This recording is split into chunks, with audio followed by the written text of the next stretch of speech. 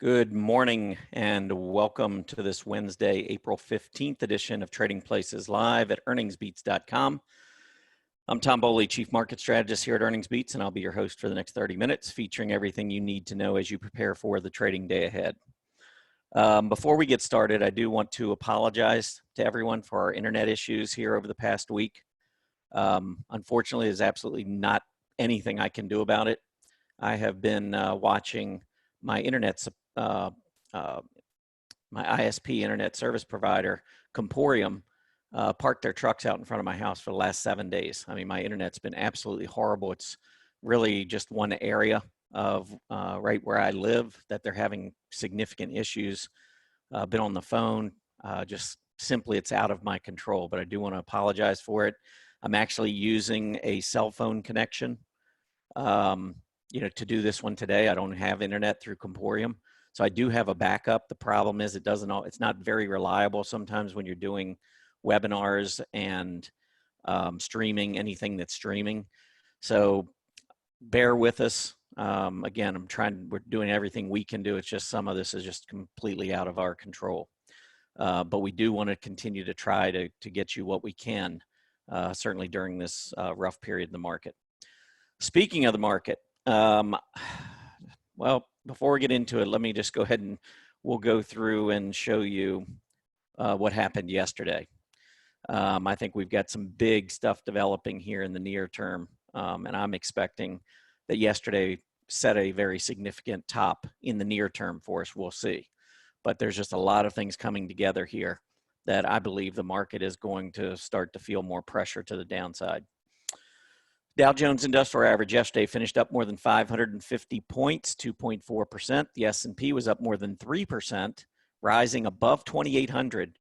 That 2,800 level was kind of a key area, and we'll look at the Fibonacci and talk about that a little bit.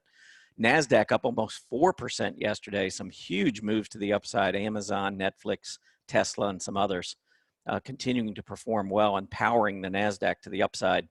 NASDAQ up more than 300 points back to 8,500, above 8,500. Big move there.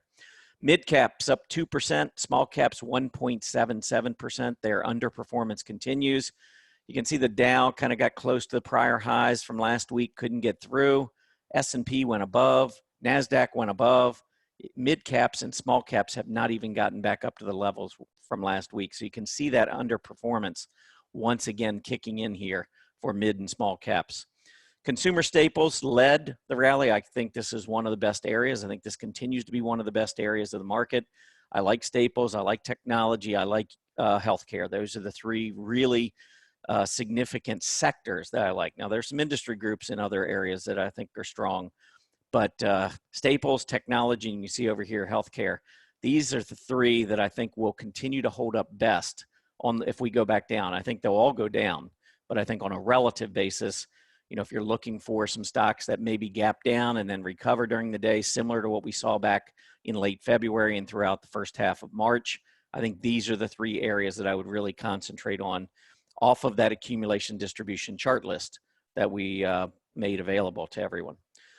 There's 354 stocks, but they're in a lot of different sectors, a lot of different industry groups. I would continue to focus primarily on the sectors and the industry groups that are strong from a long perspective. Now, if I was putting together a short list, I would do things completely opposite. I would be looking for the lower scooter ranked stocks. So instead of looking for above 80, I'd probably be looking for below 20. And with accumulation distribution, when I pull those charts up, I want to see, instead of accumulation distribution rising, I want to see accumulation distribution going the other way, especially if stocks have been bouncing over the past 2-3 weeks and the accumulation distribution is not bouncing. I think that's a pretty good indication that those are stocks that are likely to roll over again and get hit hard if the market were to pull back again, which I think is growing in terms of odds at this point. All right, so you can see across the board, these were the 5 groups that led, 5 sectors that led the rally yesterday. Staples, technology, and healthcare, all 3 of those pretty strong areas. Discretionary, certain areas within discretionary, not bad at all. Real estate, not so much. I think real estate could be in trouble here as if we roll over and move back to the downside. So that's an area that I'd be a little careful with. All right, economic reports out. Wow. This was the day I said earlier this week, you know, Monday and Tuesday, we didn't have a whole lot of economic news, didn't have a whole lot of earnings news. And so the market didn't have a lot to think about. I mean, it probably knew that stuff was coming, but I think it was an opportunity for the market to move up without a whole lot of negative news out there. That changed this morning. I said earlier in the week, we had retail sales coming up. We had a big Empire State Manufacturing Survey coming up. We've got some other reports that'll be out here shortly. Industrial production capacity utilization come out at 9:15, so 10 minutes from now. Housing market index comes out later, and then we're going to get the Beige Book this afternoon at 2 o'clock. The Beige Book comes out 2 weeks before a Fed meeting, and one of the Fed districts reports economic evidence from its area. And you probably can pick just about any district, and you're going to have some rough information coming out there. But in terms of what has actually already come out, retail sales minus 8.7%. That was the actual number. The estimate was minus 7.3%, so it blew away the estimate. If we strip out autos, the number still dropped by 4.5% versus 4.2% estimate. So the numbers, as bad as we were expecting, they came out even worse. And the Empire State Manufacturing Survey, if you're not familiar with this, this is where the New York Fed, it's a monthly survey of New York manufacturers, actually a number of different industry groups. But the first of each month, this survey goes out to the same 200 executives, usually presidents, CEOs, those types of executives. And they're asked to report changes in an assortment of indicators from the prior month. And then they're also asked to give their view about the likely direction of these same indicators in the next 6 months. And the estimate for this last month was really bad at minus 21. This month, the estimate was minus 35. And I think that was the average estimate. The worst estimate was minus 60.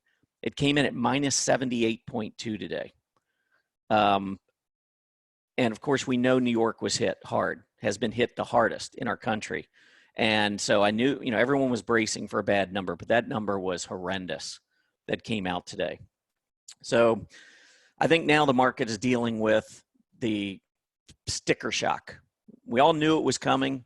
And I've seen a lot of reports about how Wall Street's unfair because Wall Street's been going up and the news has been getting worse. Well, that's very misleading. And that's exactly what the media does. It misleads all the time. The stock market, before all this, the bad news hit, the stock market was down 30% in a month, 4 weeks. The stock market was down and we didn't have all this bad news. So yes, the stock market predicts ahead of time. So it was predicting horrific news. It was going down before we got the bad news. And then the bad news came out and the market was already in the midst of doing one of its rebounds. Trying to tie the two together, those of you who follow technical analysis and look at fundamental analysis, you realize that they don't go hand in hand. The media is just out to post headlines. They want clicks. So Wall Street's unfair. Well, it's unfair if you don't understand how it works, but it's not unfair. This is the way Wall Street works. You get the Wall Street sees it coming, prepares, you start seeing the selling before the news hits. And then by the time the news starts rolling around, the market's rebounded. And, you know, that's not to say that we've absolutely hit our bottom. I think we have. I think that the bottom we printed in back in middle of March, 2191, whatever it was on the S&P 500, I believe that that bottom is going to hold.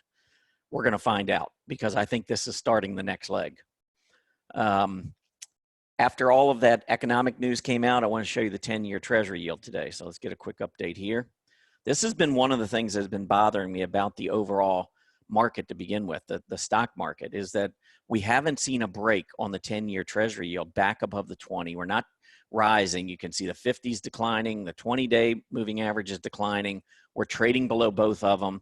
The PPO, even though it's higher than where it was, mostly because it can't go much lower. I mean, if you understand how the PPO works, minus 20 on a PPO is almost unheard of.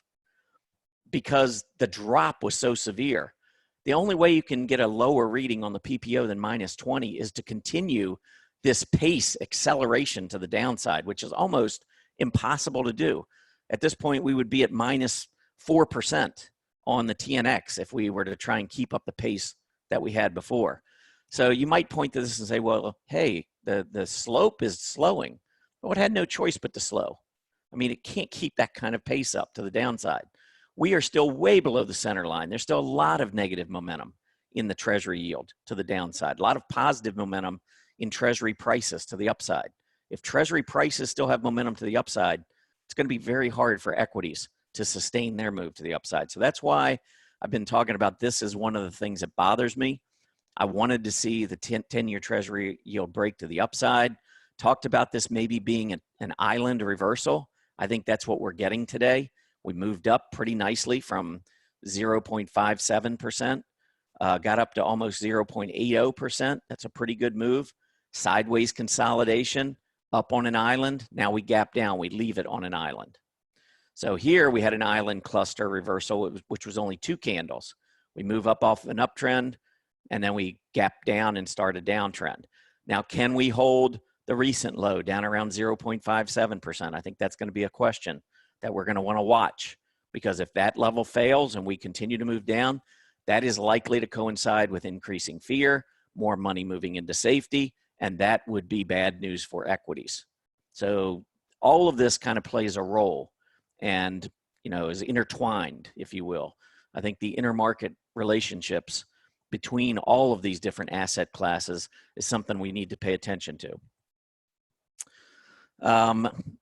Some of the top stories today. First of all, my top story is options expire in 2 days. So anytime we've seen a lot of volatility and a lot of movement in one direction or the other, you've got to pay attention to options. If you're a long-term investor, ignore everything I'm talking about with options. This is a short-term issue that likely will be resolved over the next 2 to 5 trading days, I would say. Maybe 6, 7, I don't know, into next week. We've got the actual options expiring on Friday. Then you got a lot of, back and forth maneuvering with traders, still market makers trying to be made whole into next week. So I'm going to say, probably at least another week that we've got to deal with this. But it behooves market makers to see lower prices. They will make more money if prices come down. So I fully anticipate that they're going to be shorting, that we're going to see perhaps more gap downs. We're seeing one potentially today. Let me give you the latest here. Right now, we are seeing the Dow futures down 600 points, 2.5%. S&P's down almost 3% on a percentage basis, and the NASDAQ futures are down about 2%. Tesla, by the way, got endorsed by Goldman Sachs after the bell yesterday, and so Tesla's up. And some of those big name NASDAQ stocks have been holding up really well. And I think when we come out of this, some of the bigger NASDAQ names are probably going to grow market share as a result of this. A lot of smaller companies, smaller competitors, probably feeling this a lot harder than some of the large companies that have a huge war chest of cash and are quicker to adapt and take advantage of this. I mean, take a look at a company like Amazon. I mean, they just hired, 100,000 workers, and then they just came back, said they're going to hire another 75,000 workers. Amazon is benefiting from this. They just broke out to an all-time high. There are winners in this, but obviously there are a lot of losers, and that's why those small cap, mid cap stocks have been underperforming. All right. So anyway, getting back to top stories for me, options. I think this is the biggest story of the week right now because options expire on Friday. So time is of the essence for market makers. We've seen the last 2 months. If I pull up the S&P 500, we'll go over this chart in just a minute. At the end of February, we were at an all-time high, not the end, but middle of February, all-time high. We saw options expiration start this move to the downside. When we came down, options expired on the 20th of March, and while the S&P bottomed on the 23rd, which was Monday, and you can see the effect the week after options expire. Sometimes it's a week after. But many stocks actually saw bottoms around the 16th of March. And that week heading into options expiration, we saw some of the worst hit stocks getting huge bounces into options expiration. And it's because there were so many in the money puts that were on the table for market makers. So instead of shorting that final week, they began to turn the faucet from hot water to cold or cold to hot, depending on how you look at it. But instead of selling, they started covering their shorts and buying. And for 3 or 4 days, we saw huge moves to the upside because, in my opinion, of options expiration. It's almost like a QE program for financials. Those firms that have market making units, they can make a lot of money in the short term. And it would behoove them, like I said, for prices to be lower over the next several days. So don't be shocked. And I did a webinar last night. If you haven't had a chance to see the recording, you might want to go take a look at it. What I found really interesting is I put a couple of stocks on there that still have room to the upside, airlines being one of them. Did you see the announcement, the bailout for airlines last night? I saw Delta today, something, I think they were getting $5.4 billion from the salary fund. They were getting a loan, a low interest loan of another couple $1 billion. And they were offering warrants to the government to purchase stock at a very low price. I think I didn't look at all the details, but I think it's any time over the next 5 years.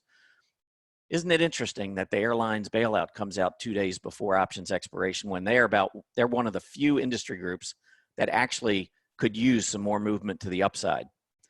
I'm not a huge conspiracy theorist, but I do believe that there are things that take place in the short term. Again, long term, earnings, interest rates, the economy, all those things drive prices. In the short term, there's a lot of things that make the prices move up and down, and options expiration is one of them. All right, other news, bank earnings getting absolutely crushed. We saw JP Morgan yesterday, Wells Fargo yesterday. Today it's Bank of America, Citigroup, PNC, all of them getting hit, all of them, looking ahead at much higher loan loss reserves. So with all these businesses potentially either going out of business or struggling for a while, a lot of those loans are going to come due and companies aren't going to be available to pay them. So banks are taking a very aggressive approach. I still would pay attention. If I was owning a bank, it would have to be one of the leaders. I'd be looking at maybe something like JP Morgan, because JP Morgan's been very strong on a relative basis, not on an absolute basis, relative. It's one of the stronger banks. So if I was, wanting to stay diversified, owning a bank, it would be something like JP Morgan. What else do we have today? Gold down $25 an ounce to about $17.45 last time I looked. Crude oil down another 1.6% to $19.79 per barrel. All of that OPEC news, that's gone. It had a little pop. We're back down below $20 a barrel. I mean, eventually it comes down to demand. Right now there's no demand. So cut supply if you want, but still, if there's nobody wanting to buy oil, I can tell you I'm saving a lot on gas. I don't go anywhere. I think a lot of people are like that. So the demand is at a historic low. So it really doesn't matter as much about supply. There's still going to be an overabundance of supply. 10-year Treasury yield, as I went over, down significantly today. That's a problem for the market. Asian markets down overnight, mostly in the 0.5% to 1% range. But European markets this morning, much lower. DAX, when I looked 10, 15 minutes ago, down almost 3%. The DAX tends to correlate pretty closely with the S&P 500. So I suspect we're going to see more selling today on the S&P. And as I said, I think battle lines have been drawn. Here was your top back in February on the S&P 500, 3,400. Here was the low when the VIX was up. I think the VIX had hit 80s maybe around the mid-March area. And then when we got down to the low, the VIX had settled back down a little bit, maybe around 60 or something. But this was mass fear that led to this low. That is a major low that we're going to need to continue to watch as we go forward. Could we go below it? Yes, we could go below it. A lot of people forecasting we're going to go below it. Do I think we're going to go below it? I don't think so. We'll see how things develop. Technical analysis, you've got to kind of watch things evolve. I don't like to make these predictions that, yes, we're going to lose another 700 points from here. You got a lot of things. First of all, you got a rising 20-day moving average. Are we truly trending higher? If we go down and we hit that 20-day moving average, come back up and take out the high where we're sitting right now, that to me would be a very bullish argument for the market. And I would be saying one more notch in the bull's belt, and no, we're not going to 2,200. If, however, we see a couple of big gap downs and all of a sudden we're down below that 20-day moving average and down testing this recent low, then yeah, all of a sudden the odds are much more favorable to going back down to 2,200. I don't know what's going to happen when we come back down to these tests. So I think it's really hard to make that prediction. I will say 1987, we got down close to the prior low. We never tested that prior low. We got down probably within maybe 1% or a couple percent. I'm not sure. We did have a pretty significant pullback, but we never got that total test. 2008, we were in a secular bear market. Not only did we test it, we went lower. I think this is different than 2008. I would view 2020 to be much closer to what we saw back in 1987. So if we can pull back and hold on to these higher highs and higher lows and break out again, I think the bottom is definitely clearly set. But I want to see what happens on this next leg down. And I think this is going to be another leg down, starting probably today with the gap lower. I think yesterday's close marked a significant top. I wanted to annotate this for those of you who haven't been paying a whole lot of attention, maybe to the Fibonacci retracement levels that I've been posting. Oops. See if we can get this up. And right there, you can see we went yesterday above 50% on the S&P. The NASDAQ went above 61.8. So pretty nice recovery in the NASDAQ. But I think we are into a zone where with a gap down, if we're back below this 2,800 level, watch the 20-day moving average for a couple of reasons. Number one, first of all, it's sitting at 2670, which is very close to where we broke out from. Let me get rid of this. So you see this breakout here? That was probably around 2640. The 20-day moving average, 2670. Our max pain on the S&P 500 is down roughly about 5%, which is 140 points. Actually, I think it's a little bit more than that. That would take us back down below 2,700, close to this 20-day moving average. So you got a lot of things that are pointing to a move down to the 20-day. The question is, do we go below it? And that's one thing I can't answer. We'll let the market answer it for us, but I would be very cautious. Looking down here, I wanted to point out some of the sentiment. 5-day moving average of the VIX is now down to 42. 5-day moving average of the equity-only put-call ratio below 0.65, and it's gotten to a level that we haven't seen since back toward the end of February when all the selling began.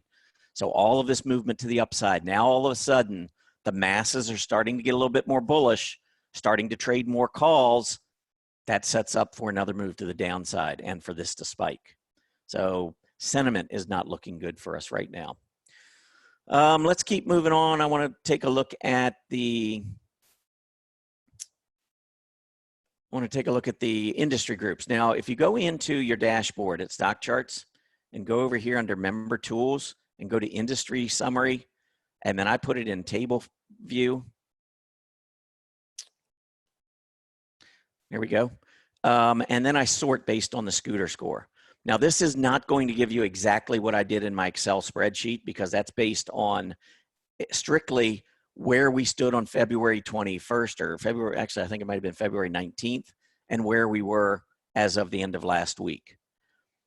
The scooter is a formula based on a number of different factors and calculations. So you'd have to go back into chart school and take a look at it. But it's going to point you in the right direction of the industry groups that are leading. So if you're thinking about trading on the long side, think about looking at these groups that have high scooter scores. So remember I said consumer discretionary hasn't been great, and you can see many of the groups are 50 and below on scooters, but there are some that are leading. A couple of retailers, broadline retailers, you got Amazon and so forth. Automobiles, Tesla has bounced back nicely. Other autos, maybe not so much. Specialty retailers, some of them online doing very well. Toys, stay at home. This is a theme that has been doing pretty well. Footwear continues to do well. So there are areas of consumer discretionary, but there are areas you want to avoid. Recreational services, cruise lines, hotels, furnishings. Nobody really looking to buy a new home, or they're not going to spend money they don't need to spend right now. Gambling stocks, home construction, travel, and tourism, as you can expect. These are all areas that have been hit hard. Look at some of the consumer staples areas, though. Still looking pretty strong. Stay away from energy for the most part. Financials, a couple areas strong, specialty finance, insurance brokers, but look at the banks, life insurance, full line insurance, mortgage finance, all of these, stay away. This is a quick way to take a look. I love the healthcare group. How often do I talk about biotechs? Some of the leading biotechs are breaking out right now to 52-week highs, all-time highs in some cases. So biotechs are an area to watch. Healthcare providers, UNH, that's a good lead way right into the earnings. Let me just show you UNH. You know what UNH came out with today? Let me get an update here. This is this morning. So UNH right now, still up $2.56, about 1% this morning while the market's getting hit to the downside. UNH beat on the top line, beat on the bottom line. They reaffirmed guidance going forward. When a lot of companies are pulling their guidance, United Health says, you know what? We still feel pretty good about our forward guidance. You take a look at a chart on UNH here, and you can see, first of all, look at the accumulation distribution, breaking to a new high. This is one of the things I've talked about that I'm kind of adding to my war chest of tools, technical tools that I'm using. Companies that are showing strong accumulation distribution and are also showing, good relative strength. And when you look at UNH, you can see relative to healthcare providers, it's been pretty strong, rising. The group has been rising versus the S&P 500. Strong group, strong stock within the group, strong accumulation distribution, and the stocks being rewarded, coming out and reaffirming guidance. These are the criteria I think really important to look at going into earnings reports this quarter. So UNH, maybe give you a couple of these banks real quick, just show you what's going on pre-market. Bank of America, they beat top line, missed bottom line, stock down 7% almost pre-market. Citigroup, I saw their revenue number. I didn't see whether they beat or not. Mixed numbers. I was showing on Zacks they beat. I saw another report where they missed their bottom line. Stock down, doesn't matter, down 4% today. Goldman Sachs reported. Goldman Sachs beat top line, beat bottom line, stock down 4%. USB, another bank, beat on the top line, beat on the bottom line, and down 2.2%, a little bit better than some of the others. PNC beat on their top line, beat on the bottom line. Their provision for credit losses, I noticed, was more than tripled as we go forward. So a lot of these companies, providing for a big cushion, and that's killing their earnings short term. But if it doesn't, come through down the road, you could see many of these banks come back strongly. So stick with the leaders. But PNC down 2.3% today. Anyhow, those were some of the earnings reports out today. Upgrades, downgrades. APD, Air Products and Chemicals, upgraded. You can see the stock pretty strong on the accumulation distribution. CPB, which is Campbell Soup. You're going to see some of these consumer staple names being upgraded. Campbell Soup, pretty strong accumulation distribution. General Mills, GIS. We look at this chart, almost breaking out here. Look at the strong accumulation distribution. JD, this is not in that area, but JD also trying to break out. That's a shooting star candle, by the way, with a false breakout. JD probably heading lower today would be my guess. And accumulation distribution weakening as it's been going up. This is one potentially could be a short candidate, to be honest. If I go back and I look at JD pre-market, let's see what's going on here. Down 10 cents, so pretty close to where it finished. I'd be surprised if it breaks out above yesterday's high. So that's one to keep an eye on. Downgrades, not going to look at these, but Schwab, SCHW, JP Morgan reported yesterday being downgraded today. A couple other financials, MasterCard and Visa, both being downgraded. And let's move into the three you must see. I looked for three stocks that looked to me like they're very shortable based on their candles from yesterday. So the first one I'm going to pull up is Yandex or Yandex, YNDX. They were also downgraded this morning. Look at this shooting star candle. Closed at the low after getting up here into this overhead gap resistance area. After the big gap down March 9th, you can see our reaction high was 38. We tested that. 50-day moving average, I doubt we get through. Look for at least a move down to the 20-day moving average, maybe lower. YNDX looks like a short to me. HRTX, another shooting star candle off of this huge uptrend, getting close to the center line. Notice again, the gap ups, the recovery. Here was a gap down to 15. We went back up, filled the gap, and then we lost the $15 level. Yesterday, we went above 15, failed, came back down, couldn't hold the 15 level. I'd be looking for a 20-day test with HRTX. And then finally, CZR. This is Caesar in that gambling area, Caesars Entertainment. Check out the accumulation distribution. Absolutely horrendous. Look at the move to the upside from 3 and change up to 8. And during the entire period, accumulation distribution keeps going lower. I think this is being finagled to the upside. I would be expecting another move down. Already showing a gap down today. Market has now opened. So it is at 761, or it was, just getting a quick update. Yeah, sitting at 761 right now, gapping down to its 20-day. I think this one goes further to the downside. Let me give you a quick update on the market. We will wrap this up. Currently, we have got the Dow Jones. Internet just a little slow. Like I said, very difficult with this Verizon Jetpack cell phone when when you're doing a webinar or any kind of streaming. Dow right now down 558 points, the S&P down 67, the NASDAQ down 170, all 2 to 2.33%. Small caps and mid caps, again, taking on the brunt of the selling. So nothing new there. We've been seeing this. All right, that is it for today. Everybody be careful out there. Again, I think that maybe we've set the battle lines. Big support established back in in March on the S&P down around 2,200. And I think yesterday's close, I'll be really impressed if this stock market goes back and goes green and finishes green today. Because I think with all the horrific news out there, options expiring, I think there's a lot of sellers. If somehow the buyers can overwhelm the sellers and we break to another high, that would be pretty crazy to the upside. I don't think that's going to happen. I think this starts another leg to the downside, but we'll see. Throughout the last 2 months, we have seen a history gapping down and the market rallying. Is that going to happen again today? Too early to tell. We'll know more as we move throughout the day. Anyway, everybody have a great day. Be back tomorrow. Get that daily market report out to you later this morning, and try to be safe out there. Happy trading. Take care.